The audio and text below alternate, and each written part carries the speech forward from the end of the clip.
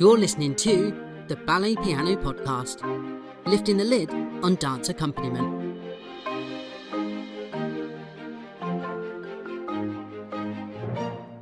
Hello listeners and welcome back to the Ballet Piano Podcast. I'm Chris Hobson and as always in the room with me is Matt Gregory. Hello. Akiko Hobson. Hello. And hashtag David Yao of Instagram. Hello. In today's episode, we're going to be discussing warm-up, which is where all ballet classes begin. Well, if I'm honest, that's not where it actually begins. It begins way before that. For me, when I'm in the studio with the students, the most important person actually in the room and whom I really want them to acknowledge is the pianist behind the piano. So what I ask them to do is to do a reverence for that pianist, whoever it is. And for me, we usually use a 3/4, and we do 4 bars of 3/4 without any introduction, just to make them aware that that person is going to help them all the way through class. So the gentleman would do a bow, and the ladies would do a curtsy. And then we'd start the warm-up. And then we're into it. Okay, so apart from the obvious, David, can you tell us what is a warm-up and what's it for? A warm-up is the first exercise that we do at the bar. Now, a bar is like a piece of wood or a parallel long bar that you hold on to so that you can actually have some stability on your legs first thing at the beginning of a class. So what we would do is we'd actually warm up the actual muscles that we use, very much the feet, all the way through to articulate through the bones of the feet and to wake up those very small muscles in the feet, to stretch the Achilles and to just bring all the movement to the joints. To warm up your heart rate. That's what I'm trying to get out. So I would usually use like a very steady 3/4 or a 4/4 to begin that. And all the movements at the beginning of the bar tend to be slow, just so that you have time for the dancer to feel where their muscles are, to be aware of their body, and to be in tune with what they're doing. So mind and body connection, that's what you're trying to create and strengthen. Cool. So could you maybe give us an example of how you'd set a warm-up? Yeah, and what sort of steps maybe you would include in the warm-up? Okay, so let's begin. Like for me, even before you start thinking about the magic word turn out in classical ballet, I might start with the feet in parallel. So feet side by side, right together underneath your hips. And we might just like bend the knees and push over, let's say, one of your insteps. And then we go back and stretch our knees and then do the same thing on the other side.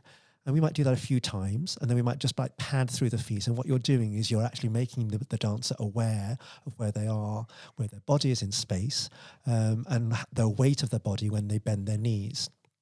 At the same time, you're actually stretching the muscles underneath the feet and waking up all the kind of like the mind-body connection. So if we start, I'd say perhaps usually could we have 4 bars of 3/4 to begin with, like as an introduction or what we call in dancing a preparation. Whereas what you're doing is you're listening to the music, but you're also going to put your hands onto the bar. Yeah. So I might start going and 5 and 6 and 7 and 8, and that would be the actual preparation or introduction before we start. And then we might start going over, and let's say push over the foot and stretch your knees and bend over the other side and 4 and again and 6 and 7 and 8. And then we might say, let's go and pad through the feet. And I call these affectionately pony trots. 1, 2, 3, 2 and 3. So what I'm doing now is I'm rising up onto the balls of the feet and then lowering one heel and then going back onto the demi-point on 2 feet and then lowering the second heel. So I'm alternating the legs all the time. And we might do that for 8 counts, dancers count. So that would be like 1 bar each time. So we do 1, 2, 3, 2, right through the bar to 7 and 8. That's kind of what we do. Perfect. So you can hear it from the way that David's just set the exercise then. It's a relatively slow, almost waltzy 3/4. You know, it could have a slight swing to it or something like that. But the way that you said it, you can, if you're an inexperienced pianist, you're going to know roughly what tempo you want from that. You know, 1, 2, 2, 2, 3. And that's one of the first things to listen out for, isn't it? As an accompanist, when whether you've got experience or not, and you're working with a new teacher or you're just coming into the job, is your eyes and your ears are always engaged for anything that could be a time signature and a tempo. Yeah. You should be able to, within the first couple of seconds, know the time signature. Eight counts, no? Like you kind of guess what music is going to be right thing. But it's so important for the teacher who's doing that to actually use their voice in a very specific way to actually say the words to the movements that you want in the actual tempo that you want and them to be. Time signature, to sing that time signature. That indicates to us what time signature that the teacher wants. Because then you're giving so much information in a very short amount of time when time is actually precious in the actual class. Yeah. And like the first one for the warm-up, it could be anything, it's usually it's going to be on the slower and slightly legato side. Not always, but usually it's going to be on that side. So if you've got a slow waltzy 3/4 and something, either straight or with a slight swing on a 4/4 that's a minimum of 32 bars long or up to, let's say, 128 counts or something like that, you're going to have your warm-up then pretty much covered. I feel like it just goes basic way to start. It's very long. It's a very long exercise, and it's done on purpose because you need to actually warm up the body very slowly so that you don't injure the dancers, don't injure themselves. I struggle with warm-up sometimes because you can prepare for it in your head. You can think, I'm going to have a 3 or I'm going to have a 4, but you don't always know what you're going to get. So having somebody set something very clearly like that is going to be a big help, especially for the first exercise of the day, or if it's a teacher with a new pianist or vice versa. You'd want that first exercise to have no questions or queries about it, don't you? I presume it's the same for a teacher's side. It's certainly the same from our side as musicians. I always choose something that could be played in adagio style or something slightly quicker. Yes. And then so the teacher within the first 4 counts can really adjust me. And I know that what I've chosen to play will either work really slow where I can fill it out in an adagio style or something, slightly more... You can take it up tempo and it's still going to work. It's not still going to work lose as that a tune. feel of what you're playing. Yeah. If it's a teacher, if I'm unsure from what the teacher set, I'll sort of have something in my mind that can work either really slow or slightly quicker.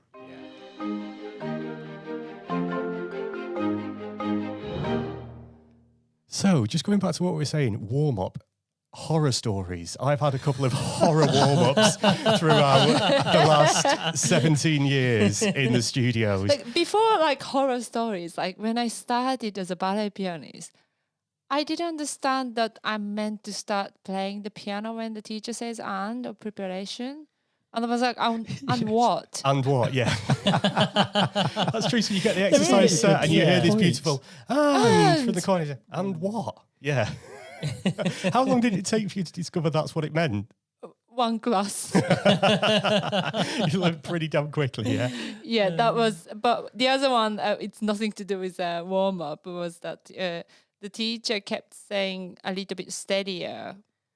But at that time, I was second year in the UK, and English is not my first language. So I didn't quite understand what this steadier means. So I just smiled back to the teacher, pretend that as if I understand, only discovered about half a year later that the teacher wanted a bit slower. Oh. Well, didn't you once make a T-shirt that said "Steady is not a tempo"? Oh, that's brilliant. I actually do have a T-shirt. Right, well, go back. Horror stories. For me, warm-up's always the one still where it can go drastically wrong. And it's the first exercise, so you don't want it to go wrong. And there can be so much variation with it. So, if we go beyond what David said earlier for the nice, beautiful 3/4, teachers can want the tempos to be sped up, to be slowed down. Sometimes I've played for teachers who want the time signature to change and the fields completely change from a slow 3 to a brisk 2 and then almost into a tango or something. It's this sort of exercise. I don't think that there's no 1 or 2 ways of doing it. It can be absolutely anything, can't it? And it depends, I don't know, teachers' experiences. I don't know, David, you can tell us about that. Where do you get your inspiration for a warm-up from? Well, technically, the warm-up doesn't exist. If you look in a vocabulary of classical ballet, it doesn't actually exist. It starts with pliés traditionally. But over the years, what's happened is with, sports science and all these things from understanding across different kind of disciplines, we found that you actually have to encourage the dancer to open their ears, to listen to music before they even start doing their pliés, and to feel their bodies much earlier. So the introduction of a warm-up has become like the normal practice through trial and error, really, more recently. Okay. So how long has a warm-up been around? I mean, are we talking, you know, the last 100 years, 50, 20? When I was training as a student, when I was 10, which was quite a few moons ago, I can't remember doing a very long warm-up, Okay. if any at all. So it's been a more recent. Right, so it's a more thing. recent thing. Yes. That's interesting because I thought it had been around for quite a while, actually. I guess it depends where you train. Yeah. As well. Because I mean, at the company, EMB, you know, they have guest teachers and whatnot, and you know that Cuban thing that they have. Yes. You know, Goes on forever. It does. It goes on a while, and there's different tempi within in the Yes. warm up exercise. Yeah. And it's not a horror story. It's just something that you learn. You have one tempo. They're doing, you know, things on choir and what have you, and then it'll go into a quick cloche Yes. with the legs, and obviously that's brighter in 3. And then once you start the port de bras section with the stretching of the body and the arms and the back and all the rest of it, it's much slower down. and Yeah, stretched that's the out. legato. Yeah. And obviously, when you're new to playing for company class, I didn't know that. And It's scary. You know when the ballet master or the mistress gives you that look. Look. Yeah. You know, it's like the rolling fingers mean speeding up, or Yeah. you know, 2 palms meaning slow down. So, God, is there anything scary though than that first company class warm-up that you ever do? Do you remember the first one? the very first company class I played for was on the Coliseum stage, ENB. Oh, wow, really? With the big names in the company, and the size of that stage, Yes. there's a huge delay from Yeah. the piano to the middle of the stage. Was it piano keyboard? No, real piano, It was yeah, piano. upright Yeah. piano, which is obviously good. And then when the teacher's setting something on the other side of the stage, you can't hear what they're saying. And then So and then you start to bead sweat, and if something's not right, you know, You know about it 60, 70 quickly. people Yeah. look over at you, like, you know, you're the one to blame. and because the so- sound can take so long to get from one side of the stage to the other, they immediately start to speed you up, and then within 4 bars they're slowing you down. And you say, Absolutely. oh my God! Yeah. And you can want the ground to swallow you up or fall into the orchestra pit or anything just to get out of the next hour and a quarter, can't you? Yeah. Yeah, and also like a company situation, they don't really mark the exercise, so they just go and just expect you to know. Yeah. But we don't actually, just hearing you say that, we don't actually think about that when we're actually setting the exercise, about things like how sound travels, and does it actually take a lot longer in, you know, different Well, rooms? yeah, playing for class on the Albert Hall stage, Yeah. you'll Yeah. play That something and then the sense. sound disappears immediately. Right. You've got nothing to say how loud or soft you're playing. You've got nothing that bounces back. It's You just have to amazing that you- trust. Yes. Even worse when the teacher started to clap with the music, with the must be so distance. frustrating. It And it's confuses not you. Yeah, quite in with it's what you're not playing with where it, you yeah. are. Yeah. That's also a That's tricky difficult. thing. We've got a studio where we currently work, haven't we? very Downstairs, echoey and one. it's so echoey. It's Yeah. difficult. I mean, it's difficult to hear the teacher setting an exercise for starters. But then, if what Kiko's just said, if they start clapping, whatever, it's confusing. I Yeah. find it confusing. It's Yeah, I hard in can't there. play like you I just, hate playing in Yeah. there. Yeah. Because the noise just reverberates Yeah, forever. Yeah. But no, that's really interesting. I didn't know all that. Thank it's you. no fun. Musically for the warm up. What does everybody go with? I've got these sort of, I don't know, like I've got 4 or 5 greatest hits that I quite like to bring out every now and then. And it's always going to be something that I'm going to try and sort of test out, especially if it's a new class or a new Yeah. teacher. I'm going to see, what do people like? What do people want to hear today? I'm going to play you something that I like to play, and I hope that you like it. And if people start rolling their eyes or looking at me and frowning, I know, oh gosh, I'm completely on the wrong tangent with this today. Well, I played for BRB at Sadler's, and I don't know, it was Dominic Antonucci. Yeah. And he said to me, oh, we have this pianist in Birmingham, you know, and he just plays Somewhere Over the Rainbow for sort of every plie or every sort of anything slow in 3. I was like, okay, well, I'm going to do this now. So first warm-up, they're all facing the bar, aren't they? And, you know, give some sort of general introduction. And then I start playing Somewhere Over the Rainbow. And half the company look over their shoulder at me. And so, you know, four bars, you know, 8 counts later or whatever, I just completely changed it up. So, yeah, it just lightened the mood of that class that day. And I sort of, you know, you won them over, I guess, in those first 8 I counts. was going to say, it can alter whole class just by what you play first thing. Yeah. And I don't like to play too loud for the warm-up or It's nice. nothing that's too intrusive because, you know, gentle. they're doing very slow. They're finding their bodies. So nothing that's too overpowering for a warm-up. Sometimes when I don't know exactly what I should be playing, I just start off with some sort of improvisation, so it can go either way. Yeah. Yeah. And then like you can change to something else. So you must know, David, from that, like if, depending on the experience of the pianist, what sort of class you're going to have by how they approach the warm-up, yeah? Absolutely. Yeah. Ready? Yeah, really. Because you can almost feel the personality of the pianist behind the piano. And that really helps me as a teacher, because then I know how far to go. Yeah, you can gauge if someone's going to need support or help, exactly. or how much. Because it's the same for us as pianists, isn't it? You can tell how the teacher's going to set the rest of the class usually by how they approach the warm up. If it's just talk through very quickly and then they look at you and say, "I want a slow 3," you know that they're unlikely to be demonstrating or talking through at tempo. Yes.